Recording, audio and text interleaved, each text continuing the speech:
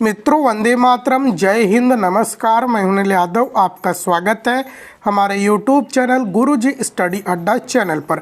मित्रों, आज की वीडियो में हम लोग अध्ययन करेंगे शैक्षिक मानसिक मंदित वाले बालक, जो मानसिक रूप से कमज़ोर बालक हैं, इनकी विशेषताएं, इनकी परिभाषाओं के बारे में इस वीडियो में विस्तार से अध्ययन करेंगे।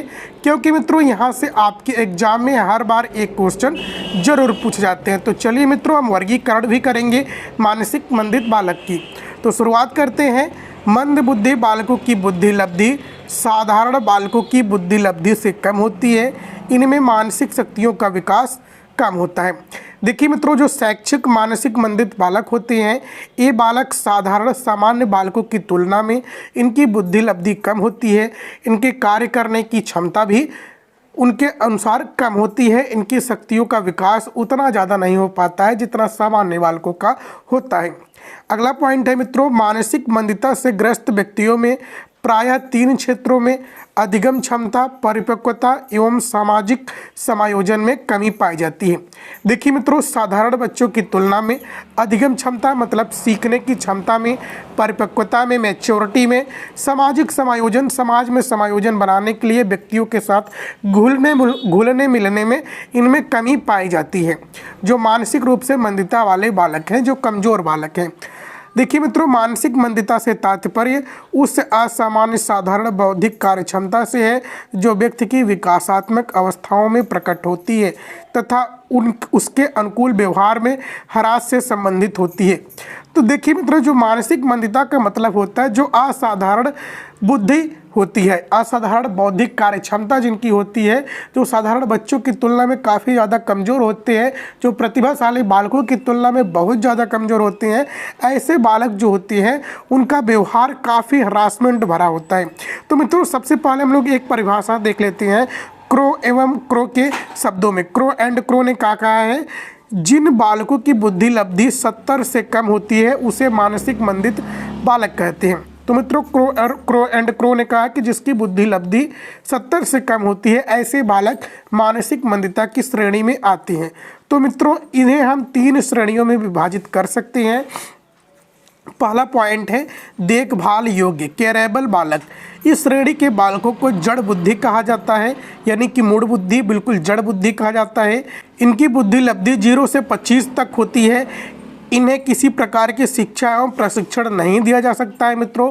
और मित्रों, जिसकी बुद्धि लब्धि 0 से 25 होती है, ऐसे बालक अपना कार्य भी खुद से नहीं कर पाते हैं, अपने शर्ट का बटन नहीं लगा पाते, अपना कपड़ा तक नहीं पहन पाते हैं। तो चलिए मित्रों, दूसरा पॉइंट देखते हैं प्रशिक्षण योग्य बालक ट्रेनेबल बालक। इन बालकों को हीन बुद्धि की श्रेणी में लिया जाता है। इनकी बुद्धि लब्धि 25 से 50 होती है मित्रों। ऐसे बालकों को सिखाया जा सकता है, कम से कम अपना क्रियाकलाप करना, अपना कार्य करना सिखाया जा सकता है। इनको खाना खिलाना सिखाया जा सकता है, कपड़ा पहनना सिखाया जा सकता है। और ऐसे बालकों को मित्रों ज़रूरत की चीज़ें जो उनकी है, उनके जीवन की जो बहुमूल्य ज़रूरत की चीज़ें हैं, ऐसी चीज़ों को हम सिखा सकते हैं जो रोज़मर्रा की ज़िंदगी में कर सकते हैं। अगला पॉइंट है मित्रों शिक्षण योग्य एडुकेबल। ये बालक मूढ़ बुद्धि की श्रेणी में आते हैं। इनकी बुद्धि लब्धि 50 से 70 तक होती है। इन बालकों को काफ़ी हद तक सिखाने के बाद यह कुछ व्यावसायिक कार्य छोटा मोटा कर सकते हैं। ऐसे बालक मानसिक मंदिता वाले बालक होते हैं। देखिए मित्रों, मंद बुद्धि बच्चों को शिक्षण एवं प्रशिक्षण देने से पहले इनकी पहचान करना अनिवार्य होता है। पहचानने के बाद तथा उनकी बुद्धि लब्धि जानने के बाद हम पता लगा सकते हैं कि बच्चा किस श्रेणी में आता है। मंद बुद्धि बालकों की पहचान निम्न बातों को ध्यान में रखकर की जा सकती है। तो मित्रों, सबसे पहले हम मंद बुद्धि बालकों की पहचान करेंगे। जब हम उनका पहचान कर लेंगे, फिर हम उसका उपचार करेंगे। तो मित्रों, सबसे पहले देखिए मंद बुद्धि बालकों की पहचान हम करेंगे कैसे? अध्यापक शैक्षिक निष्पत्ति के आधार पर इसकी पहचान कर सकते हैं। अध्यापक की रेटिंग्स के हिसाब से हम इसकी पहचान कर सकते हैं मित्रों। दूसरा पॉइंट है ऐसे बालक प्रायः शारीरिक रूप से अयोग्य होते हैं, शारीरिक क्षमता वाले कार्य भी नहीं कर पाते हैं। संवेगात्मक रूप से अस्थिर होते हैं मित्रों ऐसे बालक। बुद्धि परीक्षणों द्वारा बुद्धि लब्धि जानकर इनकी पहचान सही ढंग से की जा सकती है। तो मित्रों, मानसिक मंदित बालक की पहचान बुद्धि परीक्षण के द्वारा की जा सकती है, बुद्धि लब्धि ज्ञात करके की जा सकती है। अगला पॉइंट है मित्रों, शैक्षिक एवं शारीरिक आलेख पत्र की सहायता से भी ऐसे बालकों की पहचान की जाती है। देखिए मित्रों, सीखने की क्षमता मंद बुद्धि बालकों की बहुत ज़्यादा कम होती है।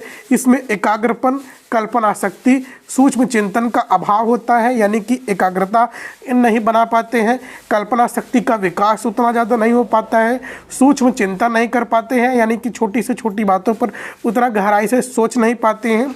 इसमें व्यवहार कुशलता भी नहीं होती है, एक दूसरे से सामाजिकता भी नहीं पाई जाती है। शैक्षिक दृष्टि से सामान्य बालकों से कम 2 या 3 वर्ष से पिछड़े रहते हैं, यानी कि जो सामान्य बालक होते हैं जिनकी बुद्धि लब्धि 90+ होती है, 9 से 110 होती है, ऐसे बालकों से हमेशा ये पिछड़े होते हैं। कितना? कम से कम 2-3 वर्ष। अगला पॉइंट है मित्रों, ये बालक बौद्धिक अक्षमताओं के कारण उच्च कौशल के कार्यों में असमर्थ होते हैं, यानी कि अपनी बौद्धिक अक्षमताओं के कारण या उच्च कौशल के कार्य नहीं कर पाते हैं। जब मानसिक रूप से मंदित बालकों को पता चल जाता है तब उन्हें एक मनोवैज्ञानिक द्वारा परीक्षण दिया जाना चाहिए। इससे यह पता चल सकता है कि बालक शिक्षा देने योग्य है कि नहीं।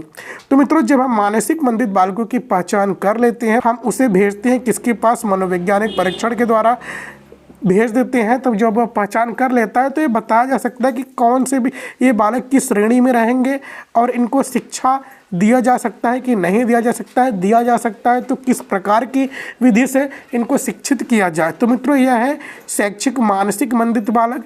तो वीडियो अच्छा लगा हो तो लाइक कीजिएगा, चैनल पर पहली बार आए तो सब्सक्राइब कीजिएगा। जय हिंद, जय भारत, वंदे मातरम।